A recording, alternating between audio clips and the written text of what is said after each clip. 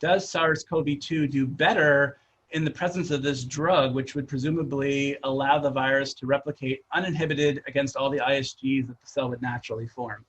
And the answer to that question is a resounding no. The virus really doesn't care about whether or not you inhibit JAK kinase or not. And this again speaks to the fact that the reason it doesn't matter is because under physiological conditions, as you're going to see, interferon levels are kept very low, and the interferon that does signal appears to be very potently blocked by that virus. So another way to look at this same experiment is to simply compare what the transcriptome looks like when you add interferon versus what happens when you add just simply SARS-CoV-2. So again, these are A549 ACE2 cells, and if you just simply add A5 interferon to these cells, you get a very strong induction of interferon-stimulated genes. Now, if SARS-CoV-2 induced that same interferon response, you would expect all these blue lines, each of which represents the significant gene that reaches significance from triplicate deep sequencing reads. You would expect them to all climb up this line beautifully as a correlative. But in fact, the reason you see all these genes down here is that basically the movement of all these blue lines going down into this direction is the difference between what SARS-CoV-2 actually does to a cell and what interferon would like to do to a cell. Again, kind of another indirect way of demonstrating that SARS-CoV-2 under normal circumstances is inducing very low levels of interferon and is actively suppressing any signaling that interferon is meant to be generating. All right, again, this is the same message. It's again in a different cell. We're just going through homogeneous cultures here. So now we've departed from the kind of cancerous continuous cell lines that grow well on plastic to these normal human bronchial epithelial cells. So these are bronchial cells from humans. They're primary cells. They only have so many passages in them. And here I wanted to compare how SARS-CoV-2 contrasts between either the treatment of interferon alone, an infection with a different respiratory virus. So in this case, we have influenza.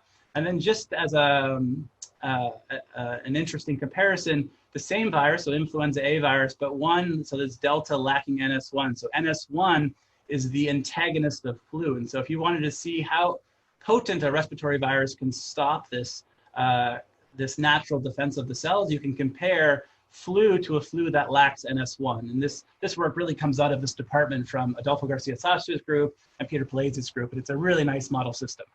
And so again, all I really want to impress upon you here is how white this SARS-CoV-2 line is, both on the top and on the bottom. So on the bottom here, you really see that SARS-CoV-2 replication in these NHBE cells is really not inducing the interferon response. So here's interferon, and you see basically a pink line that runs all the way across, suggesting that all of these genes are induced by interferon signaling. And you can see that SARS-CoV-2, that same line is all white, suggesting that these genes are not being induced, again, either because they're stopping interferon or they are stopping the signaling of interferon or both. And just as a contrast, you can see that flu actually ends up allowing the cell to induce more of the antiviral response than, say, SARS-CoV-2 does. But if you take away flu's antagonist, NS1 over here, you see a much more predominant response. And this is basically flu without any breaks, just hitting every tripwire of the cell, and you get a very, very strong response because this virus produces so much PAMP. One other point I'd like to make with this figure, though, is that if you look to the top, even though you see no interferon signature from SARS-CoV-2, we still, even under these exact same conditions, we maintain a lot of the pro-inflammatory cytokines and chemokines that we spoke about earlier. And this really just goes to this overall message that while we lack the robust interferon response that we're supposed to see, we, for some reason, still maintain a lot of the pro-inflammatory cytokines and chemokines in response to SARS-CoV-2.